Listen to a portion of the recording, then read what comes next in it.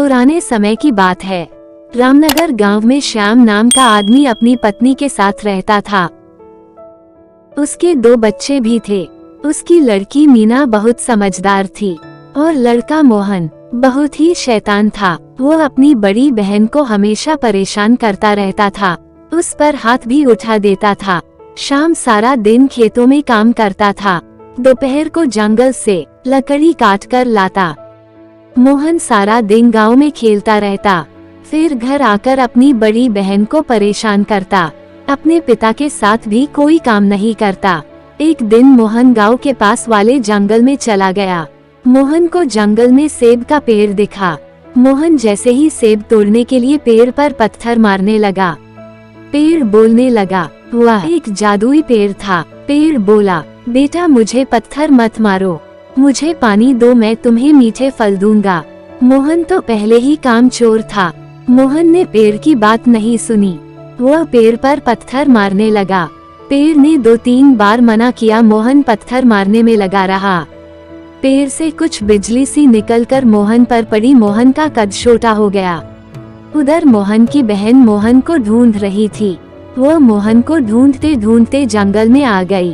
वह मोहन को देखकर डर गई। मोहन ने सारी बात मीना को बताई।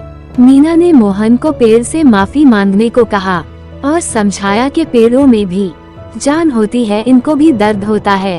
पेड़ों पर पत्थर नहीं मरना चाहिए। पेड़ हमें फल और फूल देते हैं और सांस लेने के लिए पेड़ ही हमें ऑक्सीजन देते हैं। फिर मोहन ने पेड़ से माफी मांगी। मोहन पेड़ से बोला, मैं तुम्हें हर रोज पानी दूंगा। पेड़ मोहन को माफ कर देता है और फिर पेड़ से बिजली निकलती है और मोहन बड़ा हो जाता है। उतने में बारिश भी आ जाती है। पेड़ मीना और मोहन से कहता, अब तुम सेब लो और घर जाओ। आज तो मैं बारिश से पानी पी लूंगा, पर कल तुम हमें पानी दे देना। दोनों घर आ जाते हैं और सारी बात अपने माता पिता को बताते हैं। मोहन के पिता भी कहते हैं कि कल से मैं भी सूखी लकड़ी ही जंगल से लाऊंगा, कभी पेड़ों को नहीं काटूंगा। इस कहानी से हमें ये शिक्षा मिलती है कि हमें बड़ों का कहना मानना चाहिए और पेड़ों की रक्षा करनी चाहिए, इन्हें काटना नहीं चाहिए। पेड़ ही हमारा जीवन है। अगली कहानी एक लालची इंसान और एक चुड़ैल की है। सुजानपुर गांव में हरी नाम का आदमी अपनी पत्नी के साथ रहता था। वो बहुत लालची इंसान था। एक दिन हरी और उसकी पत्नी जंगल के रास्ते शहर जा रहे थे। जब वह जंगल से गुजर रहे थे तो उसे एक बुढ़िया मिली। वो हरी से बोली, बेटा मैं कितने दिनों से भूखी हूँ, मुझे कुछ पैसे दे दो।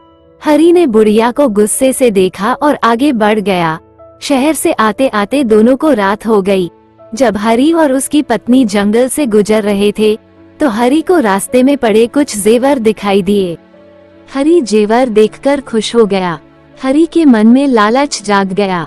वह जैसे ही जेवर उठाने लगा, हरी की पत्नी बोली, यह क्या कर रहे हो, इन जेवरों को मत उठाना, ये किसी की साजिश हो सकती है हमें फंसाने की। वैसे भी मैंने सुना है ये भूतों का जंगल है, यहाँ से जल्दी चलो। हरी जेवर को वही शोर देता है और जल्दी से घर आ जाता है।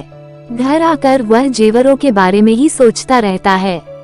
वह सुबह होने का इंतजार करता है। जैसे ही सुबह होती है, हरी अपनी पत्नी को बिना कुछ बताए जंगल की तरफ चल देता है। हरी को जंगल में कल वाली बुढ़िया फिर मिलती है।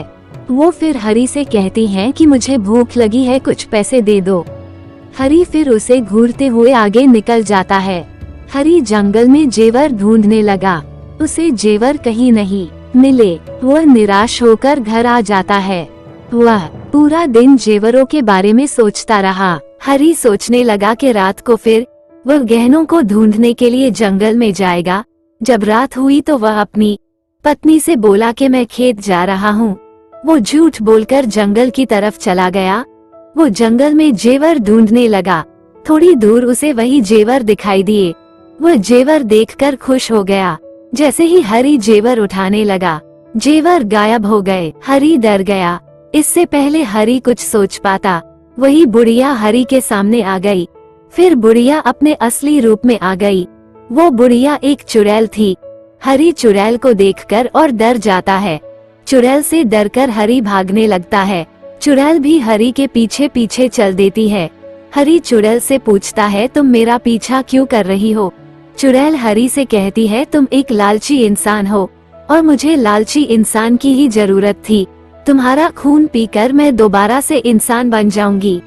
चुड़ैल हरी को जादू से छोटा कर देती है और फिर एक बोतल में कैद करके अपने साथ ले जाती है। चुड़ैल हरी को बोलती है कि मैं तुम्हें अमावस की रात को मारकर तुम्हारा खून पी जाऊंगी। हरी अब एक बोतल में कैद था। अब वो सोच रहा था कि मेरे लालच ने ही मुझे फंसा दिया। हरी जोर जोर से चिल्ला रहा था, लेकिन वहाँ उसकी बात सुनने वाला कोई नहीं था। उधर हरी की पत्नी जब सुबह उठी तो उसने देखा सारी रात हरी घर लौटा ही नहीं। हरी की पत्नी को चिंता होने लगी। हरी की पत्नी उसे ढूंढने लगी, लेकिन हरी उसे कहीं नहीं मिला। वह गांव के लोगों से हरी के बारे में पूछने लगी। लोगों ने कहा, कल से हमने हरी को देखा ही नहीं। फिर एक आदमी बोला, मैंने रात हरी को जंगल की तरफ जाते देखा था।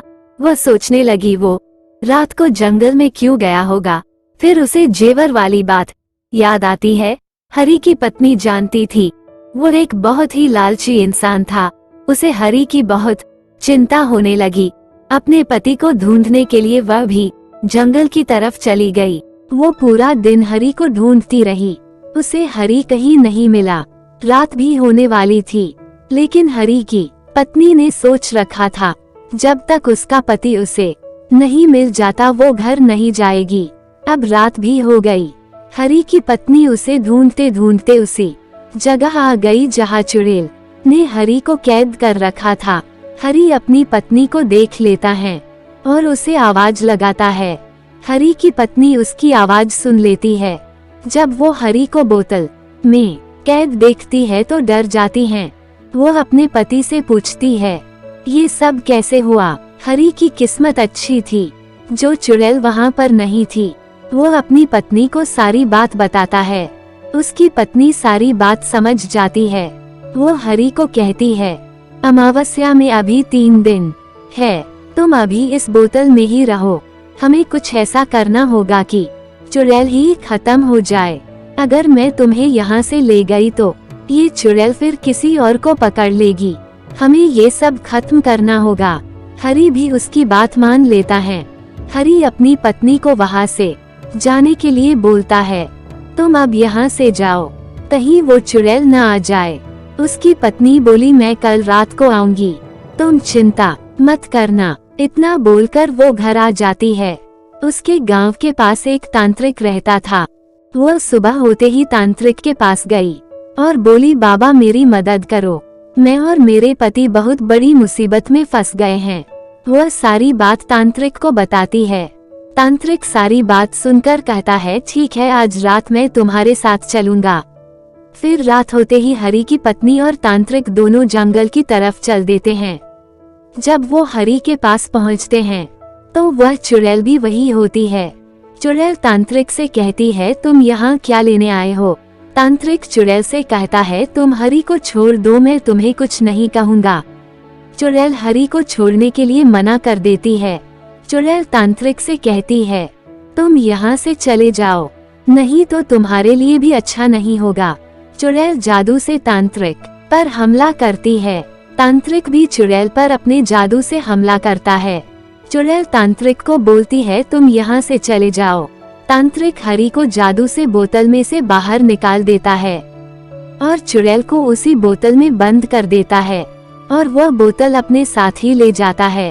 तांत्रिक हरी से कहता है, अब जिंदगी में कभी भी किसी चीज का लालच मत करना। हरी तांत्रिक का धन्यवाद करता है और अपने घर आ जाता है। इस कहानी से हमें ये शिक्षा मिलती है, हमें कभी भी किसी चीज का लालच नहीं करना चाहिए। लालच बुरी बला है। अगर आपको कहानी अच्छी लगी हो, शेयर करें, लाइक करें, सब्सक्राइब करें, घंटी का बटन दबाना ना भूले ताजो हमारी नई वीडियो का नोटिफिकेशन आपको मिल जाए। धन्यवाद।